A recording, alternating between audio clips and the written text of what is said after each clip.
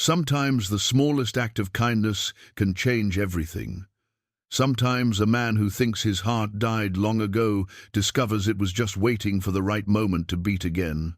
High up on Elk Ridge, old Boone Carver lived alone after losing his family to fever. One snowy night, a dying woman stumbled to his door. He fed her and gave her shelter.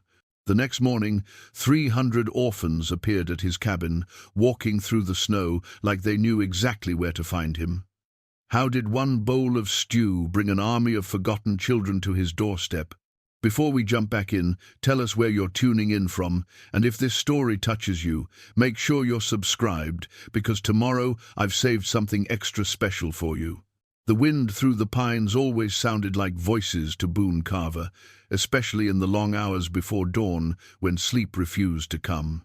He'd grown accustomed to their whispered conversations over the 10 years since he'd climbed up to Elk Ridge and built his cabin in the shadow of Cathedral Rock. The voices never said anything useful, mind you, but they kept him company in a way that flesh and blood folks no longer could. His cabin sat at 8,000 feet, where the air ran thin and the winters bit deep enough to freeze a man's soul if he wasn't careful. Boone had chosen this place precisely because it discouraged visitors. The trail up from Millerville was treacherous enough in good weather and downright murderous when the snows came. Most sensible people stayed in the valley where life was easier and conversation was plentiful. But Boone Carver had lost his taste for easy living the day the fever took his family. The faded daguerreotype on his mantelpiece showed them as they'd been in better days. Martha, with her gentle smile and eyes that sparkled with mischief, little Annie perched on his lap with her wild curls escaping from their ribbons, and the boys, Samuel and Thomas, standing proud and straight in their Sunday clothes. Martha had insisted on the photograph for their 5th wedding anniversary, though Boone had grumbled about the expense. "We need something to remember this moment," she'd said. And Lord help him, he was grateful now for her stubborn streak. The fever had come in late summer of 1878, carried into town by a traveling preacher who'd meant to bring salvation but delivered death instead. It started with Annie, who'd always been delicate, then spread to the boys despite their strong constitutions. Martha had nursed them all with fierce determination, never leaving their sides until she too fell to the same sickness that claimed their children. Doc Hensley had done everything medical science could offer, which in those days wasn't much beyond cool cloths and fervent prayer. Boone had watched helplessly as the light faded from each beloved face, feeling more powerless than he'd ever felt in his 43 years of living. When it was over, when the last shovelful of dirt had been thrown over Martha's grave in the Millerville cemetery, something had broken inside him that all the king's horses and all the king's men couldn't put back together. The townspeople had tried to help, bless them. Pastor Williams had spoken of God's mysterious ways and the promise of reunion in heaven. Sarah May from the general store had brought casseroles and kind words. Even gruff, old Mayor Patterson had offered to find him work to keep his mind occupied. But their sympathy felt like salt in an open wound, and their well-meaning platitudes rang hollow as church bells in an empty valley.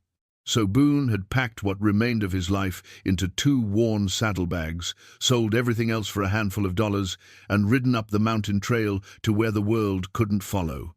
He'd built his cabin with his own 2 hands, 1 log at a time, working through the grief until his muscles ached and his mind was too tired for sorrow. The physical labor had been a kind of medicine, though it never fully healed what was broken inside him. The cabin was solid work, built to last through whatever storms the mountain could throw at it. 20 feet by 30, with a stone fireplace that drew well, and windows facing east to catch the morning light. He dug a root cellar for storing provisions, and built a lean-to for his horse, a steady bay mare named Patience, who seemed to understand his need for solitude. The nearest neighbor was 15 miles down the mountain, which suited him fine. His days followed a rhythm as predictable as sunrise. Wake before dawn, tend to Patience, check his snares and fish lines, chop wood for the fire, prepare simple meals, and speak to no one but the wind. In summer, he hunted deer and elk. In autumn, he gathered berries and nuts. And when winter locked the world in ice, he lived off his stores and waited for spring like a bear in hibernation. Doc Hensley made the climb twice a year, once in late spring and once in early fall, ostensibly to check on Boone's health, but really to satisfy his own conscience about leaving a friend to live like a hermit. The good doctor would stay for a night or two, sharing news from the valley and making sure Boone hadn't completely lost touch with civilization. "You can't live like this forever," Doc would say, settling his considerable bulk into the room's only chair while Boone perched on a wooden crate. "A man needs fellowship, needs purpose beyond mere survival." "I've got all the purpose I need," Boone would reply, gesturing toward the stack of firewood that never seemed to diminish no matter how much he burned. "Wood don't chop itself, and this cabin won't maintain itself." Doc Hensley was a persistent man, trained by years of medical practice to probe where others might retreat. "Martha wouldn't want this for you, Boone. She'd want you to find some measure of happiness again." "Don't presume to know what Martha would want," Boone would answer, though without real anger. Doc meant well, and Boone harbored no ill will toward him. "She's beyond wanting anything now, and I'm beyond providing it." The truth was more complicated than Boone let on. In quiet moments, usually in the hour before sleep when the fire burned low and shadows danced on the cabin walls, he could almost imagine Martha sitting across from him, mending clothes or reading from one of her books. She'd been the educated one in their family, daughter of a schoolteacher who'd filled her head with poetry and philosophy. Sometimes she'd read aloud while he worked, her voice flowing like honey over the evening air. "You're thinking too hard again," she'd say, when she caught him staring into the fire instead of listening to her words. "Life's complicated enough, without adding extra worry to it." Martha had possessed a gift for finding joy in simple things. The first wild flowers of spring, fresh bread cooling on the windowsill, their children's laughter echoing through the house. She'd tried to teach him that gift, but he'd always been too practical, too focused on providing and protecting to properly appreciate the small blessings that filled their days. Now those memories were all he had, and he guarded them jealously against the erosion of time. He'd kept a few of Martha's books, reading the same passages over and over until he could recite them from memory. Her favorite was a collection of poems by someone named Wordsworth, full of observations about nature and the human heart. Boone didn't pretend to understand all the fancy language, but Martha's voice lived in those verses, and that was enough. The people of Millerville had long since stopped expecting him to return. Sarah May still set aside supplies when Doc Hensley made his visits: coffee, salt, sugar, and other necessities that couldn't be hunted or foraged, but she no longer asked after his welfare or sent messages urging him to come home. Pastor Williams had given up his periodic letters about the spiritual danger of isolation. Even the tax collector had stopped making the treacherous climb, apparently deciding that the few dollars Boone owed weren't worth the risk to life and limb.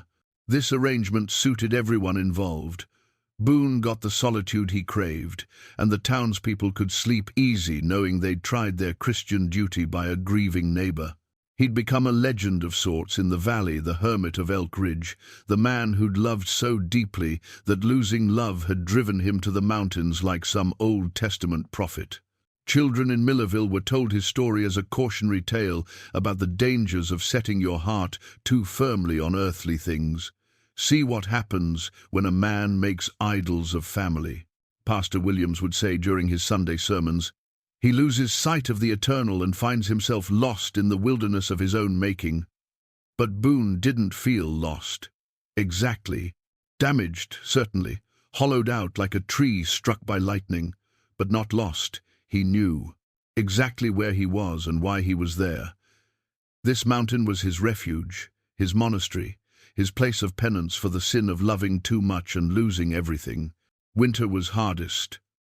when the snow piled deep enough to bury a man and the cold turned breath to crystals in the air. Those were the times when loneliness pressed against him like a physical weight, when the silence grew so complete it seemed to have substance. He'd learned to fill those hours with work, carving spoons and bowls from pine wood, repairing tools and tack, reading Martha's books by firelight until his eyes burned. But even in the depths of winter's fury, when the wind howled like souls in torment and the snow fell thick enough to blind a man at 10 paces, Boone never seriously considered leaving his mountain sanctuary. This was his chosen life, his deliberate exile, and he'd grown comfortable with its rhythms and restrictions. The morning the woman came to his door, Boone had been living this way for exactly 10 years, 4 months, and 16 days. Not that he kept count, mind you. But a man notices the anniversaries of his losses, whether he wants to or not. December was always the cruelest month, when the fever had taken his family and left him alone in a world that suddenly seemed too big and too empty for one man to fill. He'd been splitting kindling behind the cabin when the storm hit, one of those sudden mountain blizzards that could turn a clear day deadly in the space of an hour. The wind came first, bending the pines like grass and sending his carefully stacked wood flying in all directions. Then came the snow, thick and wet, and driven horizontal by the gale. Boone gathered what wood he could and fought his way back to the cabin, knowing that anyone caught in the open would be dead within the hour. He barred the door, fed the fire, and settled in to wait out nature's tantrum.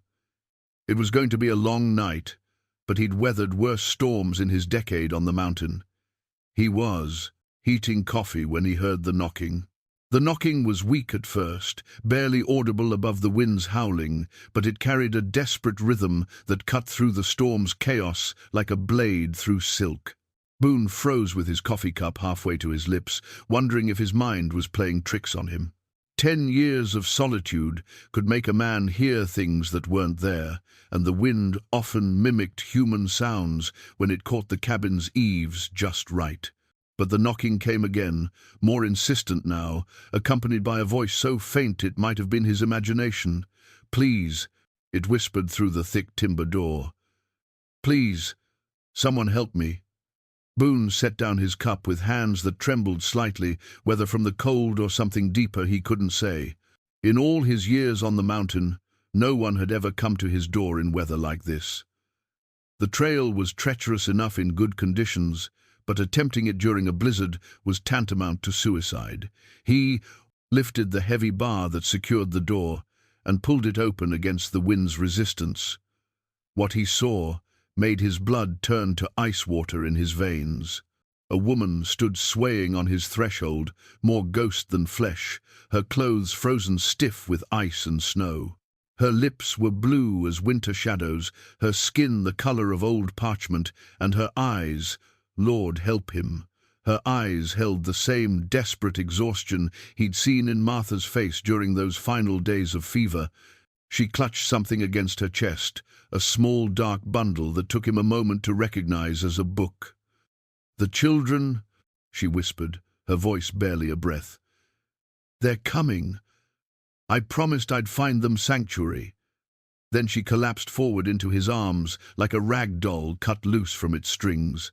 Boone caught her instinctively, muscle memory from years of caring for Martha overriding his decade of isolation. The woman weighed almost nothing, as if the storm had already begun claiming pieces of her soul. Her skin burned with fever despite the ice crystals in her hair, and her breathing came in shallow gasps that rattled in her chest like dice in a cup. He carried her to his bed, the only bed in the cabin, and began the familiar ritual of fighting death for a human life. Strip away the frozen clothes, wrap her in every blanket and fur he owned.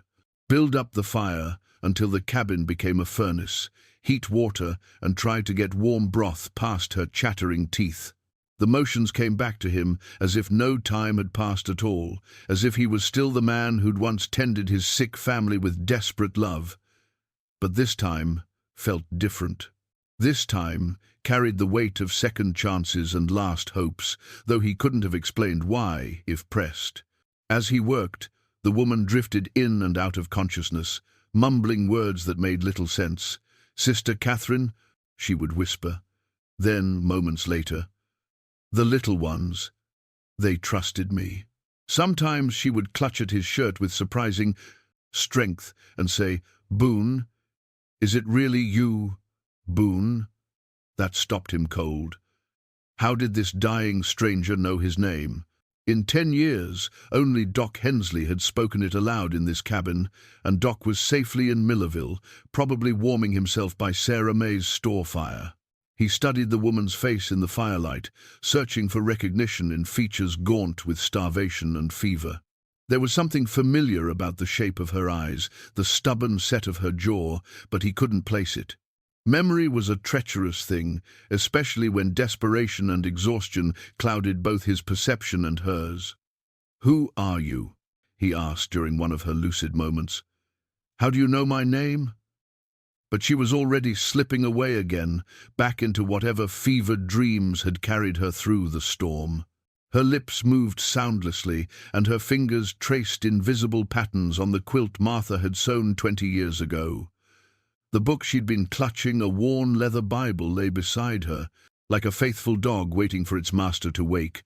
Boone picked up the Bible with reverent hands. It was old, its binding cracked and pages yellowed with age, but someone had cared for it lovingly. Pressed flowers marked various passages, and the margins were filled with delicate handwriting in a script he didn't recognize.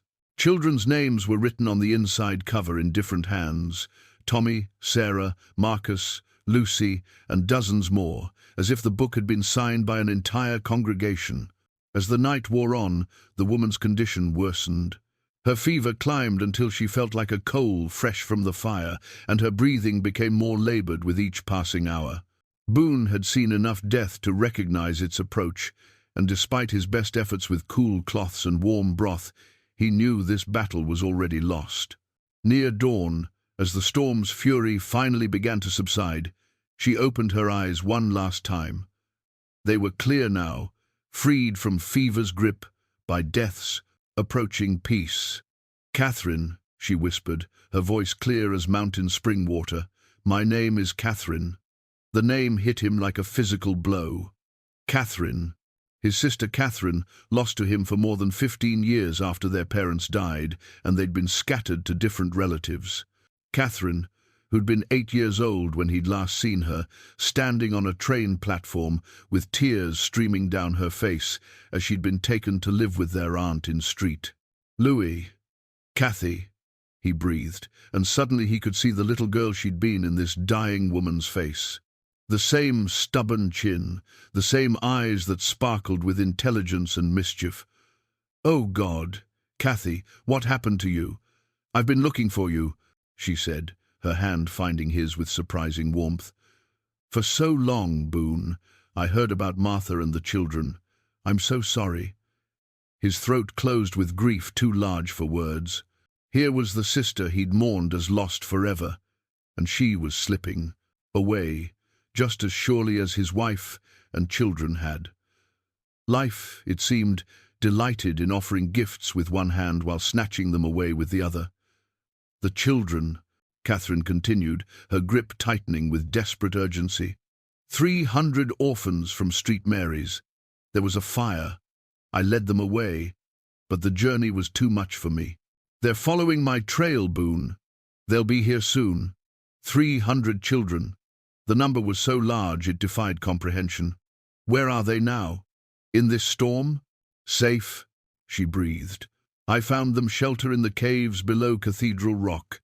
They'll come when the storm passes, following the path I blazed for them. They're good children, Boone. Lost and scared, but good. Kathy, I don't know how to. You do know, she said, and for a moment her voice carried the authority of the woman she'd become, rather than the child he remembered. You were always the one who protected me. Now protect them. Love them like you loved your pati, own family. The irony was bitter as winter wind. She was asking him to do the one thing he'd sworn never to do again, to open his heart to others, to risk the devastating pain of loss. He'd built these walls around his soul for good reason. "I can't," he whispered. "I won't survive losing them too." Catherine smiled then, and for an instant he saw the mischievous little girl who'd followed him everywhere, who'd believed her big brother could fix anything that was broken in the world. "Sometimes," she said, "love is worth the risk of losing it. Sometimes it's the only thing that makes life worth living." Her eyes drifted closed, and her breathing became the soft whisper of wind through grass. Boone held her hand as her spirit slipped away, feeling the familiar ache of powerlessness that had haunted him since Martha's death. But this time, the loss carried with it something else, a burden of responsibility that settled on his shoulders like a mantle he couldn't refuse. As the first rays of dawn painted the eastern sky, Catherine drew her last breath with the same peaceful acceptance that had marked Martha's passing. Boone sat beside her for a long time, his hand still holding hers, trying to absorb the magnitude of what she'd asked of him. 300 orphans, coming to his mountain sanctuary, trusting in the promise of a dying woman who'd been his sister. His lost family returned to him only to be taken away again. Outside, the storm had finally exhausted itself, leaving the world wrapped in pristine snow that sparkled like crushed diamonds in the morning light. Somewhere in that crystalline silence, hundreds of children were preparing to climb toward his cabin, following a trail blazed by faith and desperation. Boone looked at Catherine's peaceful face, then at the Bible she'd carried through the storm. Inside its pages lay the names of the children she'd died protecting, children who would soon be his responsibility, whether he was ready or not. Boone had barely finished wrapping Catherine's body in his best blanket when he heard them coming. At first, it was just a whisper of sound, carried on the mountain wind, footsteps crunching through fresh snow, the soft murmur of voices trying to stay quiet. Then the sounds grew closer, more distinct, and his heart began to race with a mixture of dread and disbelief. He stepped onto his porch and looked down the mountainside toward the tree line, where the trail emerged from the forest. What he saw there defied every rational thought his mind could muster. They came like a river of humanity flowing through the white wilderness, a seemingly endless line of small figures trudging through snow that reached their knees. Some carried younger children on their backs, others held hands in chains of mutual support.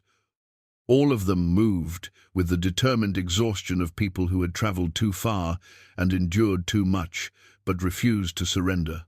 300 children. Catherine hadn't been. Delirious, after all. The oldest looked to be perhaps 15, walking at the front of the group with the bearing of someone forced to grow up too quickly. The youngest couldn't have been more than 5, bundled in coats too large for their small frames and struggling to keep pace with their older companions. They were a rainbow of faces, some pale as winter morning, others dark as rich earth, many bearing the mixed heritage of the frontier where cultures blended like streams flowing into a common river. Boone stood frozen on his porch, his mind reeling as he tried to comprehend the impossible scene unfolding before him. Where would they sleep? What would they eat?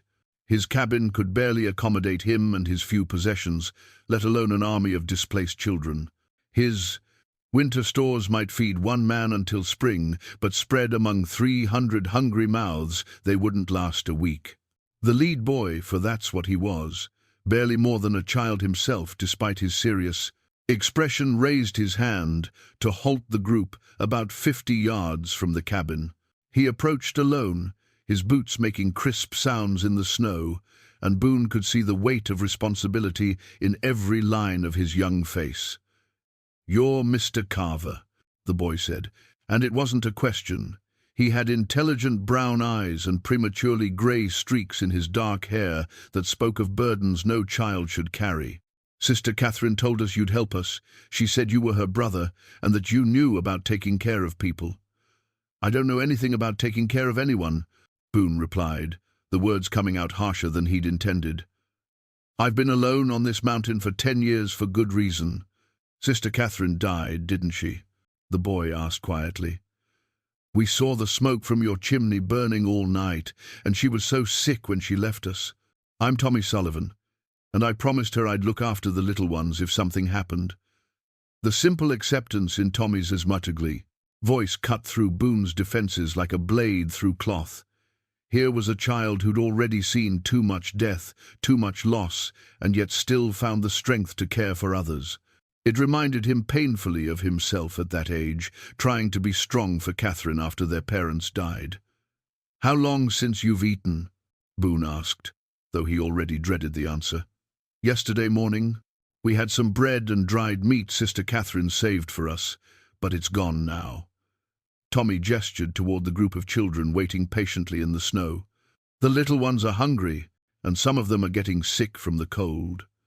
Boone looked past Tommy to the sea of small faces, watching him with expressions that ranged from hope to exhaustion to barely concealed fear. Near the back of the group, he spotted a tiny girl with tangled blonde hair who couldn't have been older than his Annie would have been. She was wearing what looked like a mitten on only one hand. The other must have been lost somewhere along their impossible journey. That single missing mitten broke something loose inside him, some dam that had been holding back 10 years of accumulated compassion.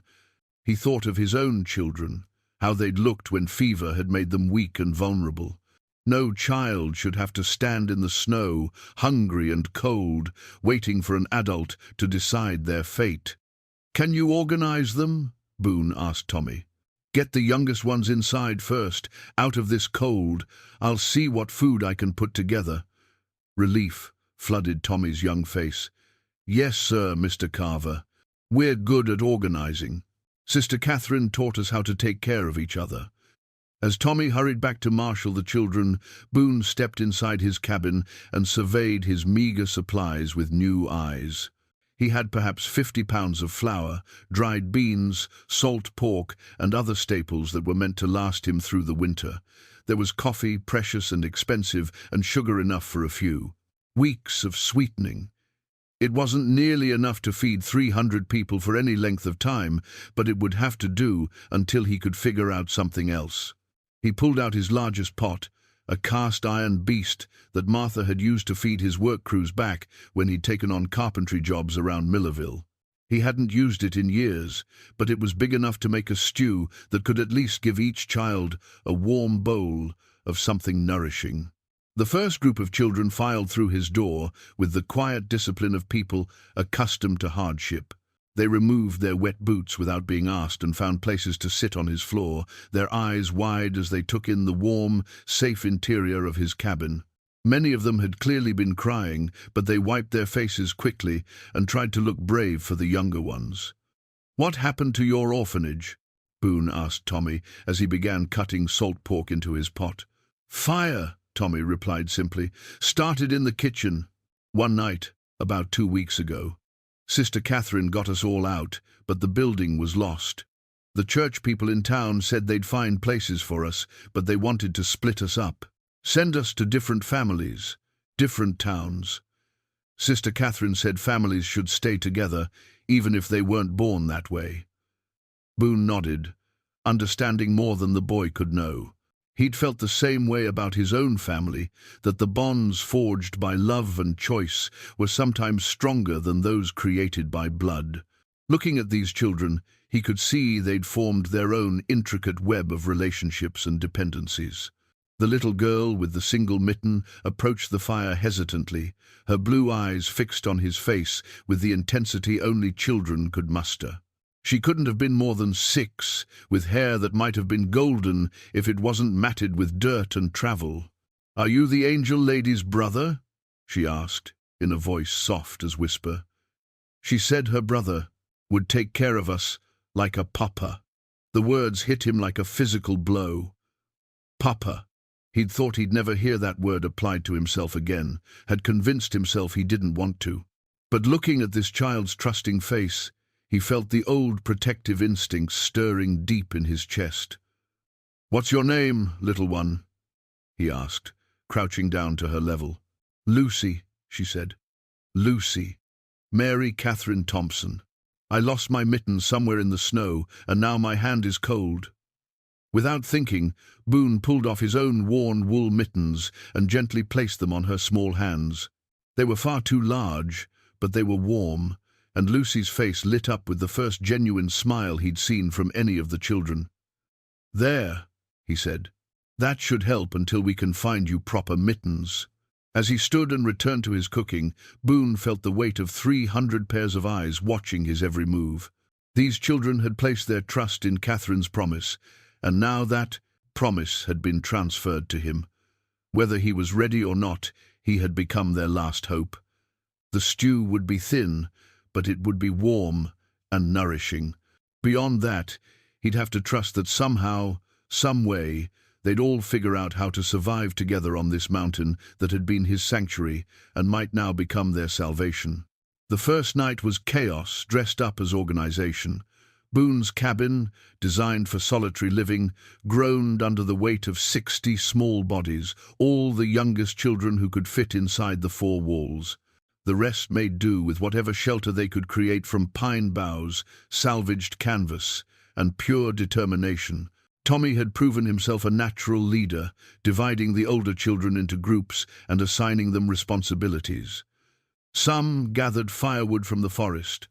Others melted snow for drinking water. A few of the teenage girls organized sleeping arrangements with the efficiency of seasoned camp followers. But despite their best efforts, it was clear this arrangement couldn't last more than a few days. Boone's cooking pot had become the center of their universe. He'd managed to stretch his salt pork and beans into a thin but nourishing stew that filled every bowl at least once. The children ate with the focused intensity of people who'd known real hunger, and many asked for second helpings that simply didn't exist. "Tomorrow I'll check my snares," Boone told Tommy as they surveyed the organized chaos around them. "Maybe bring down a deer if we're lucky. But I need to be honest with you, son. My winter stores won't feed this many people for long." "We're not helpless," Tommy replied with quiet dignity. "Most of us have been working since we were old enough to hold a broom. Sister Catherine made sure we all learned useful skills. We can hunt, cook, sew, build things. We just need someone to tell us what needs doing." The boy's words carried a weight of experience that reminded Boone uncomfortably of his own childhood. He'd been barely older than Tommy when their parents died, thrust into the role of provider and protector for little Catherine. The memory of that responsibility still ached in his chest like an old wound. "What about the little ones?" Boone asked, watching Lucy and several other small children huddled near his fireplace. "They can't work like the older ones. The little ones are everyone's responsibility," Tommy said simply. "That's how Sister Catherine taught us. In a real family, the strong protect the weak. Nobody gets left behind." As if summoned by their conversation, Lucy approached with careful steps, still wearing Boone's oversized mittens like treasured gloves. Behind her came another child, a boy of perhaps 13, with defiant, dark eyes and the wary posture of someone who'd learned to expect trouble. "This is Marcus," Lucy said with the formal politeness of a child making introductions. "He's been taking care of me since my mama died. Marcus, this is the angel lady's brother." Marcus studied Boone with obvious suspicion. "You don't look much like her," he said, his voice carrying the challenge of a young man testing boundaries. "How do we know you're really going to help us?" "Adults make a lot of promises they don't keep." The boy's skepticism was understandable, but painful. Boone could see layers of betrayal and disappointment in those young eyes, the accumulated wisdom of a child who'd learned not to trust easily. "I suppose you don't know," Boone replied honestly. "I haven't made any promises yet, and I'm not sure what promises I can keep. But I'm not going to let children freeze or starve on my mountain if there's anything I can do about it." "That's what Sister Catherine said about you," Marcus replied after a long moment. "She said you were stubborn as a Missouri mule, but you'd never abandon family. She said we were your family now. Family." The word hung between them like smoke from the fire, heavy with implications that Boone wasn't ready to accept. These children weren't his family. They were his sister's responsibility that had been thrust upon him by circumstance and tragedy. But looking at their faces in the firelight, he had to admit they'd already begun working their way into corners of his heart he'd thought permanently sealed. The next morning brought new challenges and small miracles in equal measure. A group of older boys had managed to snare 3 rabbits during the night, while others had discovered a cache of wild onions preserved under the snow. It wasn't much, but combined with Boone's remaining supplies, it would make another day's worth of meals. More importantly, the children had begun adapting to their mountain environment with the resilience that only the young possessed. They'd figured out how to melt snow efficiently for washing and drinking. They'd organized shifts for tending fires and watching over the youngest ones. They'd even begun exploring the mountainside, mapping potential sources of food and materials. "We found caves," announced a freckled girl of about 12 as Boone added rabbit meat to his cooking pot. "Big ones, about half a mile up the ridge. They're deep enough to shelter lots of people, and there's a stream nearby that hasn't frozen over." Tommy nodded enthusiastically. "We could move the whole group there, give you back your cabin. The caves would be warmer than sleeping in the open, and we could build proper shelters around them." Boone considered this suggestion while stirring the pot that had become their lifeline. Moving the children to the caves would solve his immediate space problem, but it would also make them more dependent on his support. If something happened to him, an accident, illness, or any of the dozen dangers that mountain life presented, they'd be stranded without his knowledge of local resources. "The caves are good for emergency shelter," he said finally. "But if you're planning to stay on this mountain through winter, we need something more permanent. Something that won't collapse in a snowslide or flood when the spring thaws come." "You mean build real houses?" Lucy asked, her eyes wide with hope. "Like a real town?" The innocent question sparked something in Boone's imagination. Why not a town? He had carpentry skills that had rusted from disuse, but weren't forgotten. The children had energy and willingness to learn. The mountain had timber and stone in abundance. If they were going to survive here together, they'd need proper shelter anyway. "It would take most of the winter," he said slowly, thinking aloud. "We'd have to work fast before the heavy snows come. And we'd need help from the valley, tools, supplies, things we can't make ourselves." "Doc Hensley would help," Tommy said immediately. "Sister Catherine said he was your friend. Maybe he could convince other people to help too." Boone wasn't so sure about that. The people of Millerville had their own problems and their own families to worry about. Asking them to support 300 orphans would be asking for charity on a scale that might overwhelm their good intentions. But as he looked around at the children gathered in his cabin, their faces bright with hope, despite their circumstances, he found himself nodding almost against his will. "We'll need a lot of help," he said.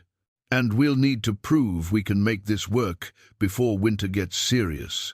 But yes, I suppose we could try building a proper settlement." The cheer that went up from the children was loud enough to shake snow from the cabin's roof. For the first time since Catherine's death, Boone felt something that might have been hope stirring in his chest. 3 weeks into their mountain life, Boone discovered that 300 children could accomplish things that would take a single man months to achieve. They'd established a routine that would have impressed a military commander: sunrise wake-up, calls, organized meal preparation, work details assigned by age and ability, and evening gatherings around the fire for stories and planning the next day's tasks.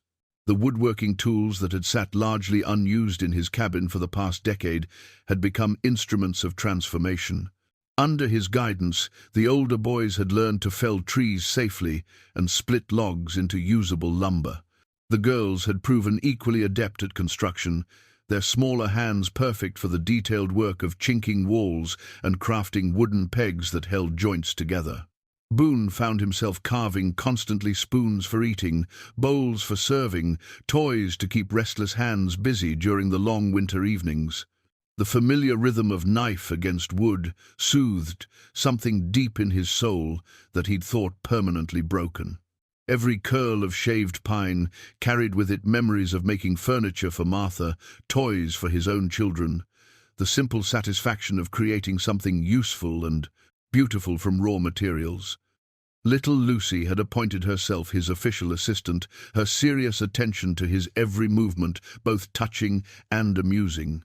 She would sit beside him for hours, watching as he shaped wood into useful objects, her small hands attempting to mimic his motions with pieces of kindling. "Why do you make the bowls round?" she asked one evening as he worked by firelight. "Wouldn't square ones be easier?" "Round bowls hold more," Boone explained, his voice gentle in a way that would have surprised his former neighbors. "And they're stronger too. No corners to crack when the wood expands and contracts." "Sister Catherine said you used to make furniture for important people," Lucy said. "She said your chairs were so comfortable that preachers would fall asleep during their own sermons."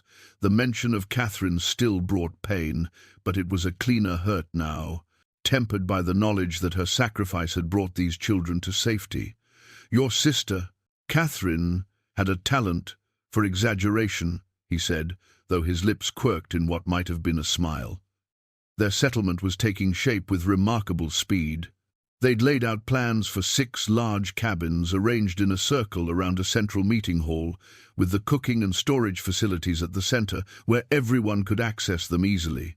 The older children had proven surprisingly skilled at reading the mountain's terrain, choosing locations that would be protected from wind but still receive morning sunlight.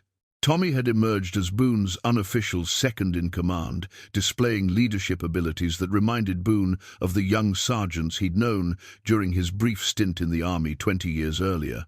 The boy could organize work crews, settle disputes between the younger children, and maintain morale even when the mountain's harsh weather made progress seem impossible. "We need to talk about the valley," Tommy said one evening, as they reviewed the next day's construction plans.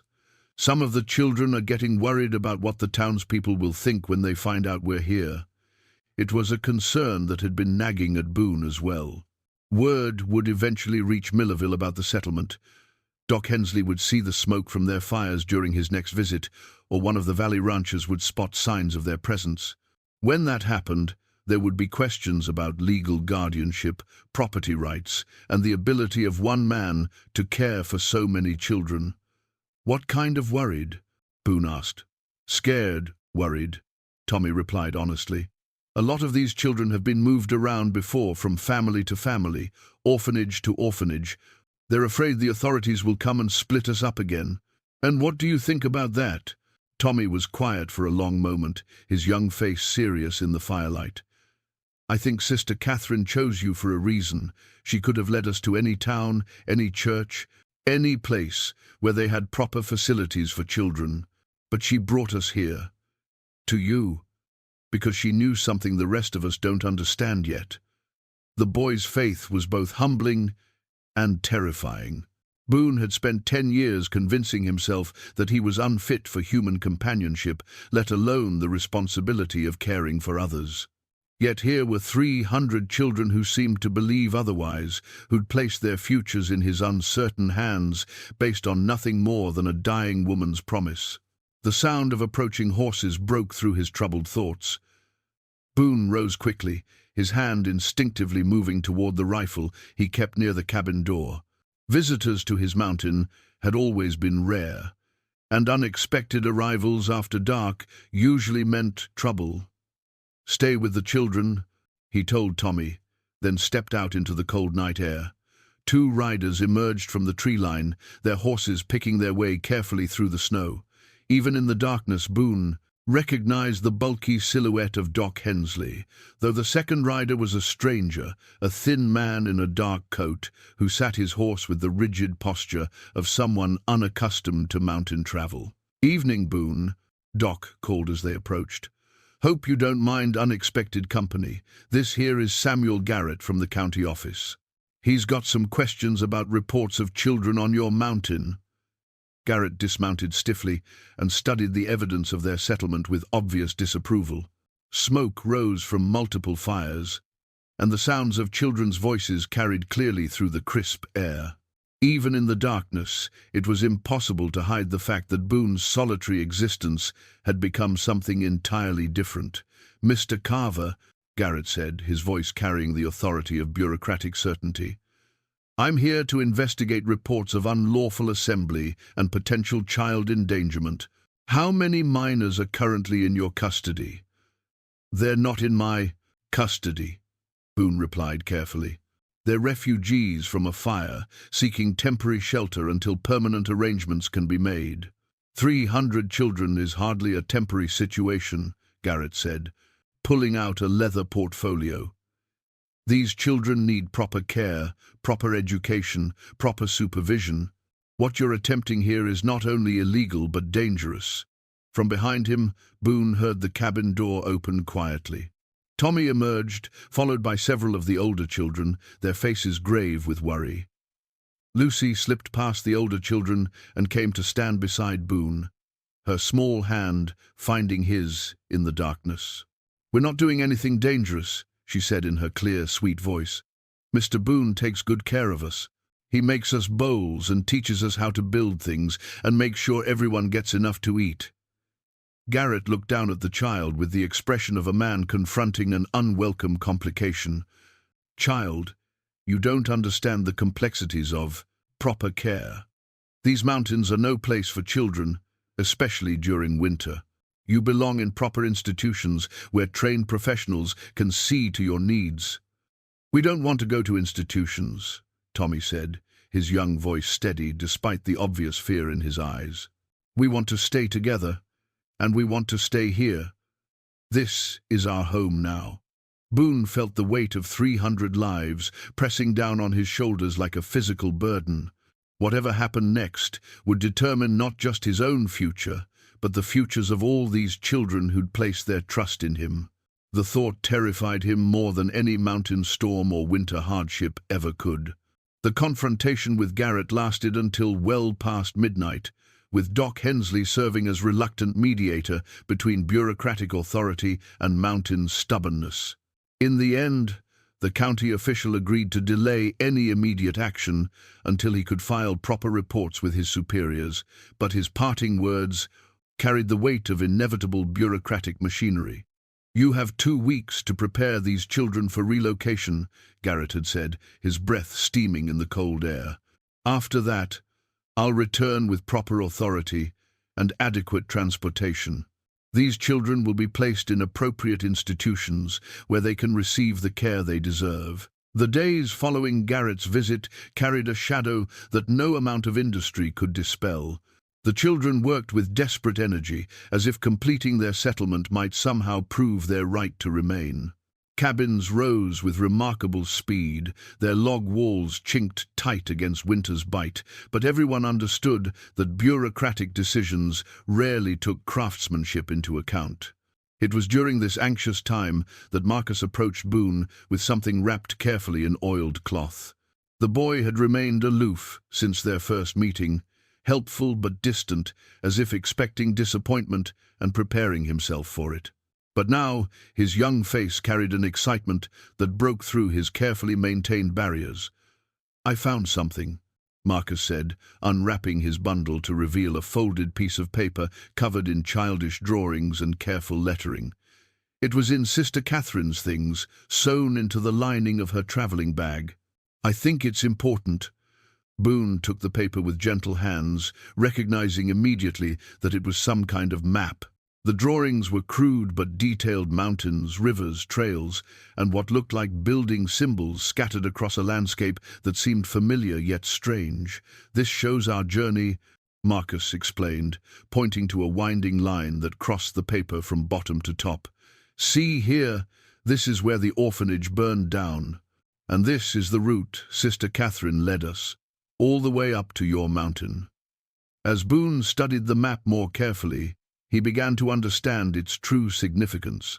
The symbols weren't random, they marked specific locations along their route, each one labeled in Sister Catherine's careful handwriting.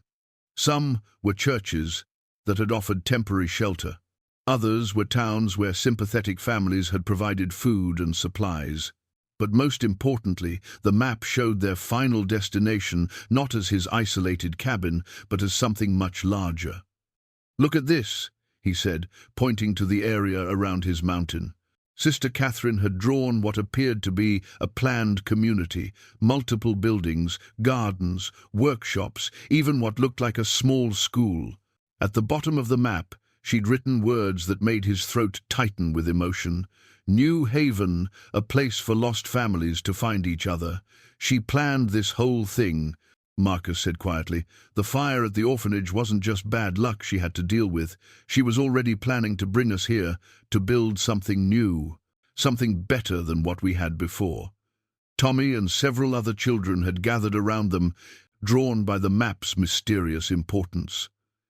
As they examined Sister Catherine's carefully drawn vision, Boone began to see connections he'd missed before. The locations she'd chosen for buildings took advantage of natural windbreaks and water sources. The garden plots were positioned to maximize sunlight. The whole design showed the careful thought of someone who'd spent years planning this community down to the smallest detail. She wrote letters, said Sarah, one of the teenage girls who'd helped care for the younger children during their journey.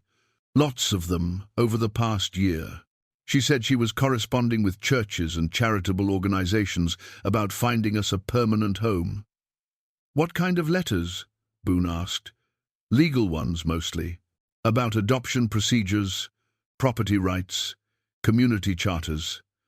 Sister Catherine was educated. She understood how these things worked. She always said, the law could be our friend if we understood it properly. The implications hit Boone like a physical blow. His sister hadn't simply led these children to him in desperation. She'd orchestrated their arrival as part of a carefully planned legal strategy. Somewhere among her possessions, there might be documents, correspondence, maybe even legal papers that could legitimize their mountain community. We need to search through everything she brought, he said. Every bag, every pocket, every piece of clothing. If Catherine was planning this settlement, she would have prepared legal documentation to support it. The search took most of the day, with children carefully examining every item Sister Catherine had carried on their journey. They found additional maps, letters from various church officials expressing support for her work with orphans, and finally, wrapped in waterproof oilcloth at the bottom of her traveling satchel, a thick bundle of legal documents. Boone's hands trembled as he unfolded papers that bore official seals and formal letterheads. There were letters of introduction from church authorities in Street Louis, adoption papers that had been partially completed but not yet filed, property deeds for land purchases that had apparently never been finalized, and most importantly, a detailed proposal for establishing a chartered community specifically designed to care for displaced children. She was buying land, he said, in amazement as he read through the documents. Not just planning to squat on my mountain, she was in the process of legally purchasing adjacent parcels to create a permanent settlement. Doc Hensley, who had stayed to help with the crisis, leaned over to examine the papers with his physician's careful attention to detail. These look legitimate, he said, after a long moment. If she was working through proper legal channels, it changes everything about your situation with the county. But the purchases weren't completed, Tommy pointed out. What happens if the land sales fell through when she died? It was a sobering question that dampened their momentary excitement. Legal processes rarely survive the death of their primary advocate, especially when that advocate was a woman with limited financial resources trying to establish an unconventional community for unwanted children. There's one way to find out, Boone said, folding the documents carefully. We need to ride down to Millerville and speak with the land office. If Catherine's purchases can be completed, if her community charter can be activated, then maybe we have a legal foundation to stand on when Garrett returns. And if they can't? Marcus asked, his voice carrying the skepticism of someone who'd learned not to trust in adult promises. Boone looked around at the children's faces, seeing hope warring with fear in their young eyes. These weren't just random orphans anymore. They'd become his responsibility, his family, his reason for caring about the future again. Whatever legal battles lay ahead, he wouldn't face them passively. Then we find another way, he said firmly. Your sister, our Catherine, didn't plan all this just to have it destroyed by bureaucratic convenience. We're going to make her vision of New Haven a reality, one way or another. The ride down to Millerville felt like traveling backward through time. After weeks surrounded by children's voices and constant activity, the solitude of the mountain trail pressed against Boone with unfamiliar weight. He'd grown accustomed to Lucy's chatter, Tommy's thoughtful questions, even Marcus's challenging stares. Now, alone with just the sound of his horse's hooves crunching through snow, he realized how much his world had changed. Doc Hensley rode beside him, the legal documents secured in his medical bag for safekeeping. They decided that having a respected member of the community present the papers would carry more weight than Boone's own testimony, given his decade of self-imposed exile. "You know this might not work," Doc said, as they approached the edge of town. "Land transactions are complicated things, especially when they involve deceased parties and unconventional purposes." "I know," Boone replied, "but Catherine was clever. If anyone could have found a legal way to make this work, it would have been her." Millerville looked smaller than he remembered, though he supposed that was natural after 10 years of absence. The main street still boasted the same collection of shops and services, but everything seemed somehow diminished, as if the town had shrunk while he wasn't looking. People on the wooden sidewalks paused to stare as he rode past, their faces showing mixtures of curiosity and recognition. The land office occupied a corner building that served double duty as the town's legal archive and unofficial gathering place for local politics. Clarence Morrison, the land agent, was a thin man with meticulous habits who'd been recording property transactions for nearly 30 years. If anyone would understand the legal complexities of Catherine's plans, it would be Morrison. "Well, I'll be damned," Morrison said when they entered his office. "Boone Carver, back from the mountain. Heard you had some excitement up there recently." "News travels fast," Boone replied. "Faster than you might think. Samuel Garrett stopped by yesterday, asking questions about property ownership up on Elk Ridge. Seems he's concerned about squatters using public land for unauthorized purposes." Doc Hensley stepped forward before Boone could respond. "That's actually why we're here, Clarence. We have some documents that might shed light on the legal status of activities on that mountain." Morrison's eyebrows rose as Doc spread Catherine's papers across his desk. The land agent picked up each document with the careful attention of someone trained to spot forgeries and legal irregularities. As he read, his expression shifted from skeptical to surprised to something approaching amazement. "This is extraordinary," he said finally. "This woman, Sister Catherine Carver, she was your sister, Boone?" "She was. She initiated purchase proceedings for nearly 800 acres of mountain land, all adjacent to your current claim.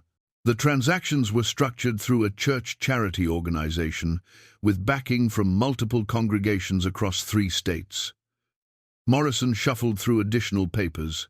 She also filed preliminary paperwork for incorporating a community specifically designed for the care of displaced children. Boone felt his heart hammering against his ribs. 800 acres. That was enough land to build a proper town with room for expansion and self-sufficiency. What's the status of those purchases? Morrison consulted a thick ledger book, running his finger down columns of entries. The initial deposits were paid, and all legal requirements for the purchases were met.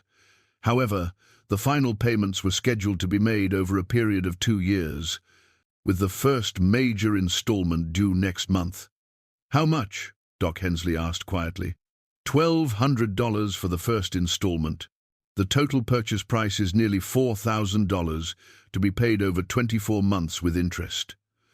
The number hit Boone like a punch to the stomach. $4,000 might as well have been $4 million, for all his ability to pay it. His savings from his hermit years amounted to perhaps $50, and that was being generous. Even if every family in Millerville contributed to their cause, raising such an amount would be nearly impossible. "What happens if the payments can't be made?" he asked, though he dreaded the answer. "The land reverts to public ownership, and any improvements made become property of the territorial government. In practical terms, it means anyone living on that land would be considered squatters, subject to immediate removal." The legal trap was becoming clear. Catherine had started a process she couldn't complete, and now the children's future depended on financial resources that simply didn't exist. Worse, Garrett's investigation would probably uncover the same information, giving him additional legal ammunition for removing the children. There might be another option, Morrison said hesitantly. The original incorporation papers for the community were never finalized, but they were properly filed. If someone with legal standing wanted to assume responsibility for the project, the territorial government might be willing to negotiate new payment terms. What kind of legal standing? 1. Doc asked. Well, ideally a family member of the deceased who could claim inheritance rights to the project. Someone who could demonstrate both the ability to care for the children and the community support necessary to make the settlement viable. Boone stared at the papers scattered across Morrison's desk. Seeing Catherine's careful handwriting and methodical planning, she'd come so close to making her dream reality, only to have it complicated by her untimely death. But perhaps there was still a way to honor her vision. What would I need to do? He asked quietly. Morrison consulted another book, this one bound in green leather and marked with territorial government seals. You'd need to formally claim inheritance of your sister's project, demonstrate community support for the settlement, and provide evidence of your ability to make the required payments. The territorial government would then review your application and either approve or deny the community charter. And if they approve, then you'd have legal authority to operate a chartered community for the care of displaced children, with all the rights and protections that entails. Samuel Garrett and the county would have no authority to interfere with your operations as long as you remained in compliance with territorial law. Hope flickered in Boone's chest like a candle flame in winter. Wind fragile, precious, and easily extinguished. The legal path existed, but the financial obstacles seemed insurmountable. $4,000 represented more money than most frontier families saw in a lifetime. How long do we have to file the inheritance claim? Doc asked. 60 days from the date of death. After that, the project becomes permanently dissolved, and the land purchases are cancelled. Morrison checked his calendar. That gives you about 5 weeks, assuming Sister Catherine died when the children say she did. 5 weeks to raise $4,000, gain community support, and navigate territorial bureaucracy. It seemed impossible, but then again, so had caring for 300 orphans on a remote mountain. Maybe the impossible was just another word for things that required more faith than fear. I'll need copies of all these documents, Boone said, and any forms required for filing the inheritance claim. You're really going to try this? Morrison asked. Those children trusted my sister with their lives, and she trusted me with their future. I'm not going to let bureaucratic convenience destroy what she died trying to create. As Morrison prepared the necessary papers, Boone found himself thinking about the legal documents artifact that would either save or doom their mountain community. These weren't just papers, they represented Catherine's final gift to him, her way of forcing him to rejoin the human family he'd abandoned after losing his own. But now, the real work would begin. Convincing the territorial government was only the first step. He still needed to find $4,000 and prove that a hermit and 300 orphans could build something worthy of legal protection. The afternoon sun was already sinking toward the western peaks when they left Morrison's office, their saddlebags heavy with documents and their minds heavy with the magnitude of the task ahead. As they rode back toward the mountain, Boone couldn't shake. The feeling that Catherine had somehow planned this too, that even her death was part of a larger strategy to force him into becoming the man these children needed him to be. Think it's possible? Doc asked as they began the climb toward home. Boone looked up at the mountain peaks, where smoke from their settlement fires painted thin lines against the darkening sky. Somewhere up there, 300 children were waiting for him to return with either salvation or confirmation of their fears. It has to be possible, he said simply, because impossible is the only choice we've got left. The news of Catherine's legal strategy spread through the mountain settlement like wildfire through dry timber. Children who'd been preparing for the worst suddenly found themselves energized by the possibility of legitimacy, of belonging somewhere permanently rather than being shuffled from place to place like unwanted baggage. But the financial reality tempered their excitement. $4,000 might as well have been $4 million to people who measured wealth in bowls of soup and warm places to sleep. Tommy called it more money than God, while Marcus muttered darkly about rich people's games that always ended with poor children losing. Boone spent the evening after his return to Millerville, carving furiously, his knife working pine wood into smooth curves while his mind wrestled with impossible mathematics. The wooden cross he was shaping would mark Catherine's grave properly, but more than that, it represented his need to channel nervous energy into something constructive before desperation drove him to destructive thoughts. She knew, didn't she? Lucy said, settling beside him with the quiet confidence of a child who'd claimed her place in his affections. Sister Catherine knew you'd figure out how to save us. I haven't figured out anything yet, little one, Boone replied, his voice gentle despite his turmoil. $4,000 is more money than this mountain has ever seen. But you're not giving up. The simple faith in her voice cut deeper than any blade. These children had already survived the loss of their orphanage, a deadly winter journey, and the death of their protector. Now they were watching him to see if the adults in their lives would fail them once again. No, he said, surprised by the certainty in his own voice. I'm not giving up. Over the following days, word of their situation spread beyond the mountain in ways that surprised everyone involved. Doc Hensley, it turned out, had been quietly building support for their cause during his regular visits to neighboring communities. Pastor Williams had mentioned their plight during Sunday services, not asking for money, but simply requesting prayers for the mountain family that's found each other in unexpected ways.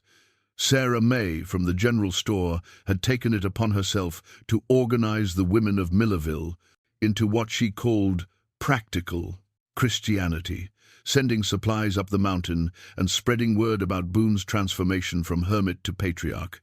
Even Mayor Patterson, initially skeptical about the whole situation, had begun defending their efforts after seeing the quality of craftsmanship in the furniture Tommy and the older boys had brought to trade for supplies. People are talking, Doc reported during one of his increasingly frequent visits. Not all of it favorable, mind you, but more supportive than you might expect. There's something about your story that appeals to folks, the idea of lost family finding each other again. Talking doesn't pay legal fees, Marcus pointed out with his characteristic bluntness. The boy had appointed himself chief skeptic of any plan that relied on other people's goodwill, a role that both annoyed and impressed Boone with its realistic assessment of human nature. No, but it builds the community support, Morrison mentioned, Doc replied. And it's already led to some concrete help. The church in Millerville has voted to contribute $50 to your cause. The Ladies' Auxiliary is organizing a benefit dinner. Even some of the ranchers are talking about contributing livestock or labor. $50 was a significant sum for a small church, but it represented barely 1% of what they needed. Still, it was a beginning, and Boone had learned that beginnings sometimes led to destinations no one had imagined possible. The real breakthrough came from an unexpected source. Tommy had been corresponding with churches along the route they'd traveled from Street Louis, writing careful letters that described their situation and Catherine's legal strategy. Most of the responses were sympathetic but offered only prayers and small donations. But one letter, forwarded through 3 different post offices, changed everything. It's from a lawyer in Street Louis, Tommy announced, his young face bright with excitement. He says he knew Sister Catherine, that she consulted with him about the legal aspects of establishing the community. Boone took the letter with trembling hands, squinting at the formal legal language that seemed designed to confuse rather than clarify. But the essential message was clear. Catherine had established a charitable trust fund with contributions from various church organizations specifically intended to support the New Haven Community Project. How much? he asked, though his voice came out as barely more than a whisper. "Nearly $2,000, Tommy replied. "And he says there are additional pledges that could bring the total close to 3,000 if the community can prove its viability. $2,000, 3,000 if they were fortunate." It still wasn't enough, but it reduced their seemingly impossible task to something merely difficult. They'd need to raise only $1,000 locally, a sum that might be achievable with enough community support and creative fundraising. "There's a catch," Tommy continued, his excitement tempered by experience with adult promises. "The money can only be released if we can prove legal ownership of the land and demonstrate that the community is actually functioning as intended. And we have to do it all before Garrett's deadline. 3 weeks. That's what remained of their grace period before the county official returned with authority to remove the children. 3 weeks to finalize land purchases, complete legal paperwork, and prove their worthiness to skeptical bureaucrats who'd probably never seen anything like their mountain settlement. Boone looked around at the children gathered in his cabin, faces that had become as familiar as sunrise, voices that had filled the silence he'd treasured for 10 years.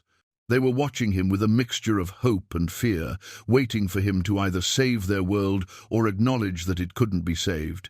"We're going to need help," he said finally. "More help than I've ever asked for in my life. We need people in the valley to contribute money, materials, and labor. We need the territorial government to approve our application quickly.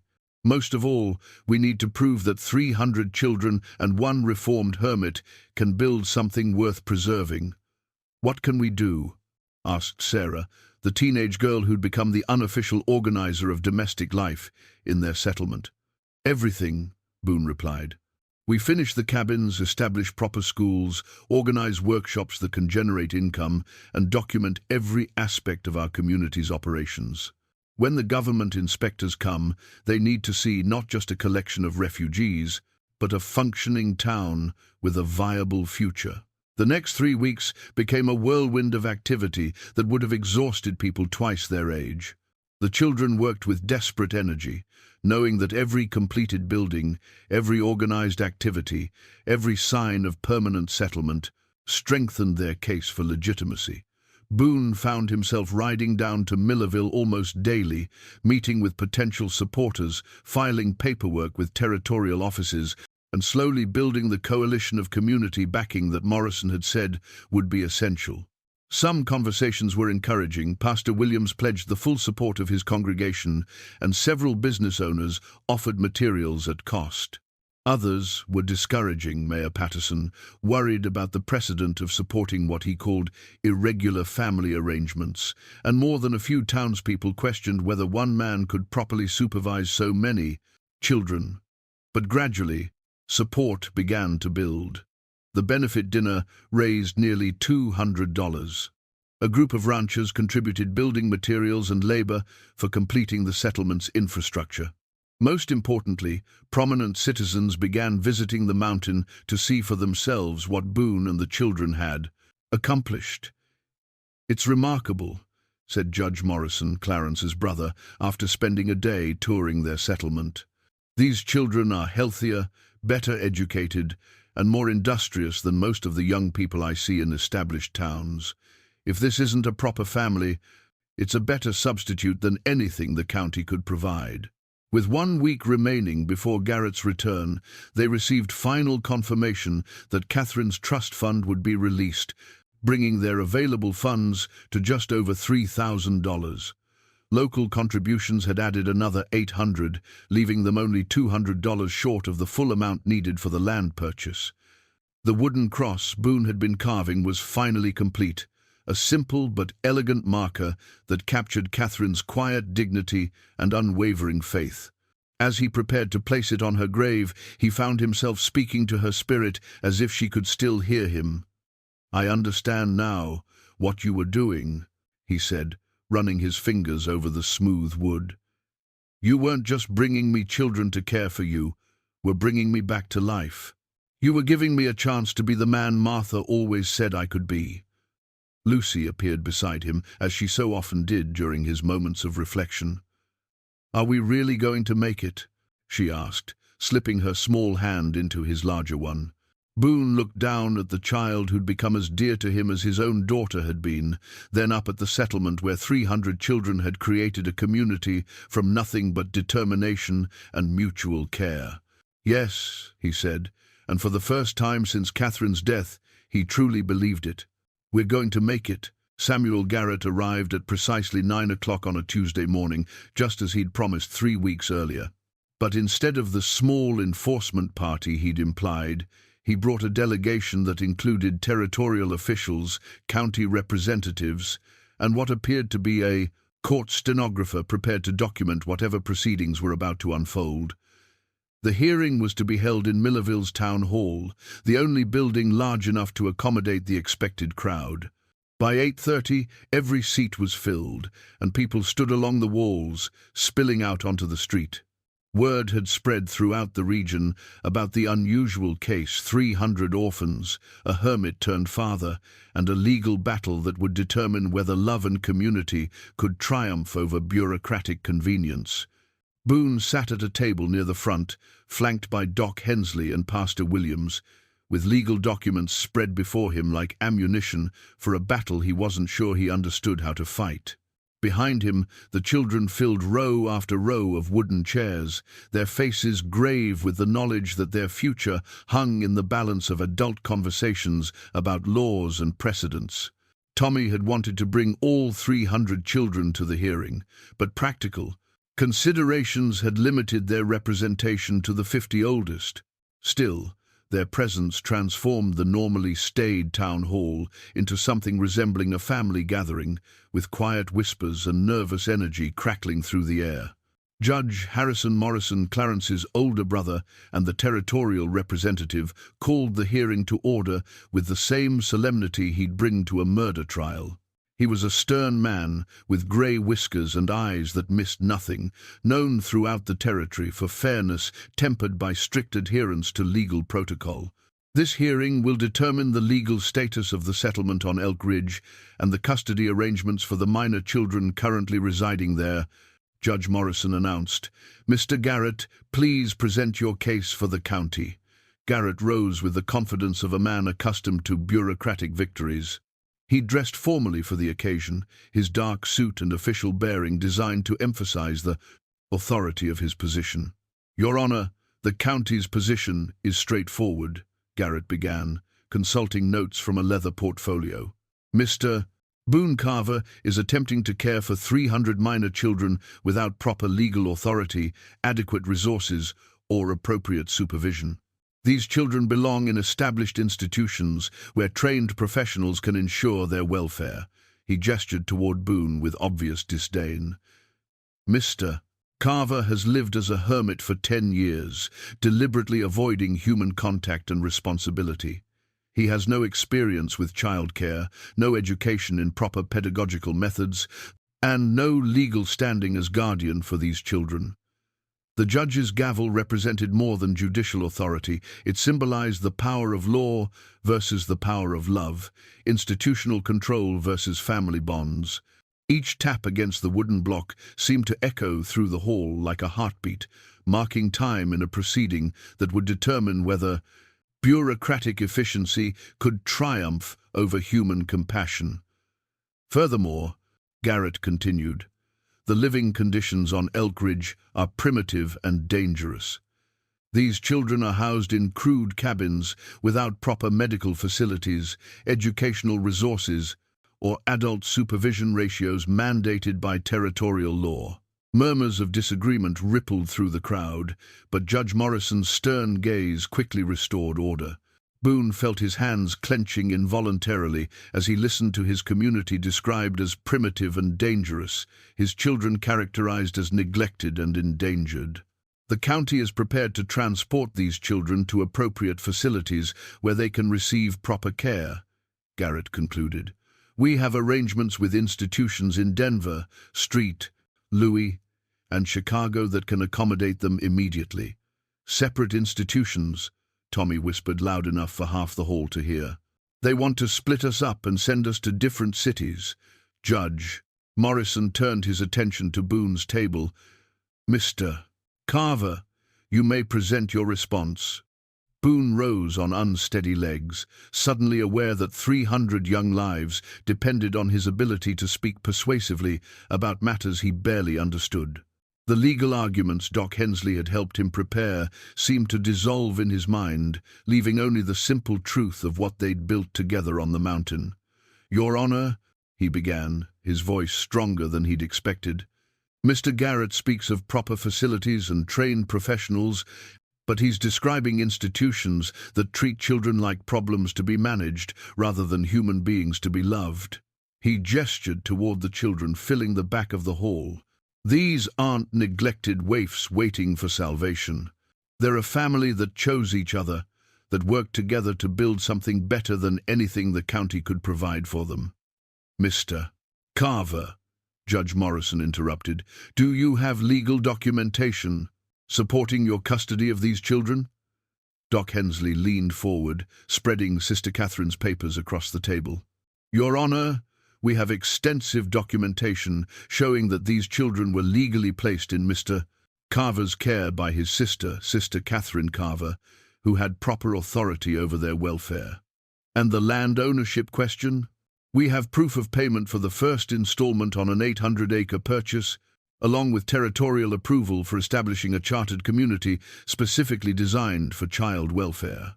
Judge Morrison examined the documents with the careful attention of someone trained to spot legal irregularities. As he read, his stern expression began to soften slightly, though he maintained his judicial neutrality. "These documents appear to be in order," he said finally. "However, Mr. Garrett raises valid concerns about living conditions and supervision standards. How do you respond to allegations that the settlement lacks adequate facilities?" Before Boone could respond to the judge's question about facilities, Pastor Williams rose from his seat with the quiet authority of a man accustomed to addressing congregations in times of crisis. "Your Honor, if I may," the pastor said, his voice carrying clearly through the packed hall. "I visited the Elk Ridge settlement multiple times over the past month. I believe the court should hear testimony from community members who have observed these children's living conditions firsthand." Judge Morrison nodded thoughtfully. "The court will hear such testimony. Pastor Williams, you may proceed." "Thank you, Your Honor." The pastor moved to address the room directly, his bearing that of a man delivering a sermon he'd prepared carefully.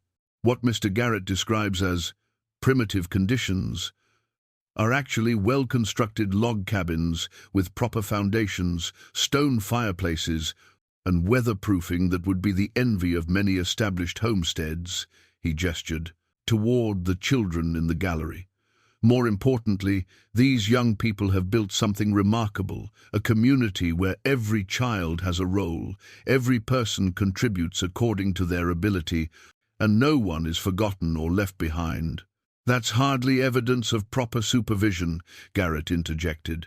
"Children need adult guidance, not simply the company of other children." Doc Hensley stood, his considerable bulk lending weight to his words.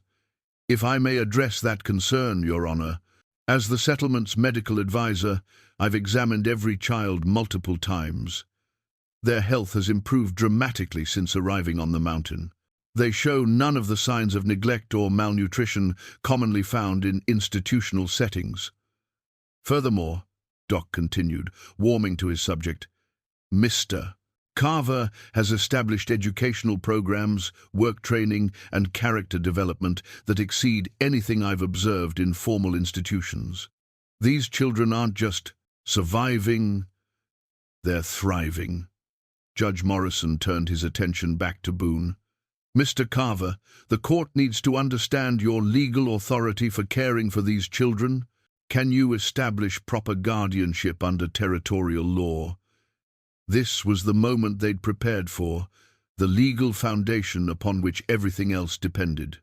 Boone took a deep breath and reached for the document that had arrived just that morning, a final piece of Catherine's legal strategy that he'd only discovered through correspondence with her lawyer in Street Lewis. "Your Honor," he said, his voice steady despite the magnitude of the moment, "I present the court with my sister's last will and testament, filed properly with church authorities in Street Louis and witnessed according to territorial requirements." The courtroom fell silent as Judge Morrison examined the document. Catherine had been more thorough than anyone had imagined. Not only had she legally designated Boone as guardian for the children in case of her death, but she'd also transferred her legal authority over the community project to him through properly executed inheritance procedures. "This appears to grant you full legal custody," Judge Morrison said, his voice betraying a hint of surprise. "However, custody is only valid if you can demonstrate the ability to provide adequate care. The court still needs assurance that these children's welfare is being properly protected." Tommy stood up in the gallery, his young voice cutting through the formal proceedings with startling clarity. "Your Honor, may I speak for the children?" "This is highly irregular," Garrett protested. "Children aren't qualified to testify about their own welfare." "The court will hear the boy's statement," Judge Morrison ruled. "Proceed, young man." Tommy walked to the front of the room with the bearing of someone far older than his 15 years. When he turned to face the assembly, his words carried the weight of lived experience rather than legal theory. "Mr. Garrett says we need trained professionals to care for us," Tommy began. "But the trained professionals in our old orphanage fed us thin soup and made us sleep 4 to a bed. The trained professionals wanted to separate families and send children to different cities because it was more convenient for their paperwork." His voice grew stronger as he continued. "Mr. Boone teaches us useful skills and treats us like family. He carved toys for the little ones and taught us how to build real houses. He sits with sick children through the night and makes sure everyone has enough to eat before he takes a single bite himself." Lucy stood up in the gallery, her small voice adding to Tommy's testimony. "He gave me his mittens when mine were lost, and he reads to us in the evenings, and he never gets angry when we ask too many questions." One by one, other children began to stand, each adding their voice to a chorus of testimony that filled the hall with the simple truth of their experience. Marcus spoke of learning carpentry skills that would serve him his whole life. Sarah described the school they'd established, where older children taught younger ones, and everyone learned together. Judge Morrison raised his hand for silence, but his expression had shifted from stern neutrality to something approaching wonder. "The court appreciates these testimonies," he said. "However, we must also consider the practical requirements of territorial law regarding community establishment." This was when Pastor Williams produced the document that would change everything the original town charter for. Millerville, a yellowed piece of parchment that established the legal precedent they needed. "Your Honor," the pastor said, approaching the judge's bench with reverent care. Millerville itself was established under territorial provisions that allowed for communal child-rearing and shared responsibility for orphaned children.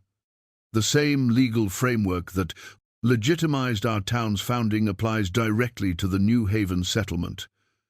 The town charter represented more than historical precedent. It symbolized belonging and acceptance, the legal recognition that communities could form around bonds of choice rather than blood, that families could be created through love rather than birth. Judge Morrison studied the charter with the careful attention of a man, realizing that legal precedent supported the very situation he'd been asked to dissolve. The silence in the courtroom stretched until it seemed almost unbearable. Finally, he looked up at the assembled crowd, his gaze taking in the children, the community supporters, and the county officials who'd come expecting a routine removal order. "The court will recess for 1 hour to consider the evidence presented," he announced, his gavel echoing through the hall with the finality of fate itself. The hour-long recess felt like an eternity compressed into moments. Outside the town hall, the people of Millerville mingled with the children from Elk Ridge, conversations flowing between groups that had been strangers only weeks before. Boone watched as Lucy showed several townspeople the wooden toys he'd carved for her, while Tommy discussed construction techniques with local carpenters who seemed genuinely impressed by their mountain settlement's craftsmanship. When Judge Morrison's gavel called them back to order, the silence that fell over the packed hall was so complete that the sound of snow beginning to fall against the windows seemed thunderous. The judge had arranged several documents on his desk, including Catherine's will, the land purchase agreements, and the territorial charter that had established legal precedent. After careful consideration of all testimony and evidence, Judge Morrison began, his voice carrying the weight of judicial authority. This court finds that the children currently residing at the Elk Ridge settlement are not neglected, abandoned, or endangered as claimed by county representatives. Relief rippled through the hall like a physical wave, but the judge raised his hand for continued silence. Furthermore, the court recognizes that Mr. Boone Carver has legal authority as guardian for these children through properly executed inheritance of his sister's custodial rights. The settlement known as New Haven is hereby granted preliminary recognition as a chartered community under territorial law. The cheer that erupted from the children's section was quickly hushed, but not before every adult in the room had heard the pure joy in their voices. Even Judge Morrison's stern expression softened slightly at the sound. However, he continued, and the word fell like a hammer blow, this recognition is contingent upon several conditions that must be met within 6 months. Boone felt his stomach tighten. Legal victories, it seemed, always came with strings attached. First, the community must demonstrate financial stability through completion of all land purchase agreements. Second, formal educational programs must be established under territorial oversight. Third, adequate medical facilities and qualified supervision must be maintained according to territorial standards. Judge Morrison's gaze settled on Samuel Garrett, whose face had gone pale with bureaucratic defeat. Mr. Garrett, the county is hereby directed to provide support rather than interference for this community's development. These children have found family, and family should be preserved whenever possible. Your Honor, Garrett protested weakly, the precedent this sets could encourage other irregular arrangements. The precedent this sets, Judge Morrison replied with finality, is that the territory of Colorado recognizes love and commitment over bureaucratic convenience when determining the welfare of children. As the formal proceedings concluded and people began filing out of the hall, Boone found himself surrounded by well-wishers and supporters whose enthusiasm overwhelmed his mountain hermit sensibilities. But through the crowd, he spotted the one face that mattered most, Lucy, whose smile outshone the winter sun streaming through the hall's tall windows. The months that followed brought changes that would have been impossible to imagine during those first desperate days when 300 children had appeared at his cabin door. The New Haven community grew into exactly what Catherine had envisioned, a place where lost families could find each other and build something lasting. By spring, they'd completed construction of a proper school, a medical clinic staffed by Doc Hensley during his extended mountain residencies, and workshops where the older children learned trades that would serve them throughout their lives. The territorial inspector who visited in late May reported that New Haven's educational programs exceeded standards found in most established towns. The financial challenges had resolved themselves through a combination of community support, the children's own industrious efforts, and what Pastor Williams called divine providence. Their furniture and crafted goods found eager markets throughout the territory, while their agricultural efforts promised self-sufficiency within another growing season. But perhaps the most significant change was in Boone himself. The hermit of Elk Ridge had become Papa Boone to 300 children, his days filled with the chaos and joy of family life on an unimaginable scale. His evening routine now included bedtime stories for the youngest children, homework help for the older ones, and quiet conversations with teenagers who sought his counsel on matters of growing up in an uncertain world. On a warm evening in early autumn, as the first anniversary of their arrival approached, Boone sat on his porch whittling a new spoon while Lucy practiced reading aloud from one of Martha's old books. The portrait artist, from Denver, had finished his work that afternoon, a large painting that captured not just the faces of their mountain family, but something of the spirit that bound them together. The new family portrait would hang in their meeting hall, a testament to the healing power of chosen family and the transformative nature of love freely given. Unlike the faded daguerreotype that still held place of honor on Boone's mantelpiece, this painting showed not what had been lost, but what had been found and carefully built together. "Papa Boone?" Lucy asked, looking up from her reading. "Do you think Sister Catherine knew this would happen? All of it, I mean?" Boone considered the question while his knife shaped wood into useful form. Around them, the sounds of their community filled the evening air. Children playing after supper, teenagers discussing tomorrow's work projects, the comfortable murmur of a family settled into the rhythms of home. "I think your sister Catherine understood. Something I'd forgotten," he said finally. "That love doesn't end when people die. It just finds new ways to grow." Lucy nodded seriously, then returned to her reading. But after a moment, she looked up again with the impish smile that had first captured his heart in those desperate early days. "I'm glad she brought us home to you," she said simply. "Home." The word settled around Boone's shoulders like a warm blanket, encompassing everything from the log cabins, scattered across their mountain valley, to the painted portrait that proclaimed their bond to anyone who cared to look. He'd spent 10 years believing that home was something you lost and mourned, never something you could build again from hope and hard work. As the last light faded from the western peaks and the children began their nightly migration toward warm beds and peaceful sleep, Boone understood that Catherine's greatest gift hadn't been saving 300 orphans from institutional care. Her greatest gift had been saving him from the prison of his own grief, showing him that love multiplied rather than divided when shared among many hearts. The mountain that had been his place of exile had become his place of belonging. The children who'd arrived as strangers had become his legacy, and the hermit who'd thought his story was over had discovered it was just beginning.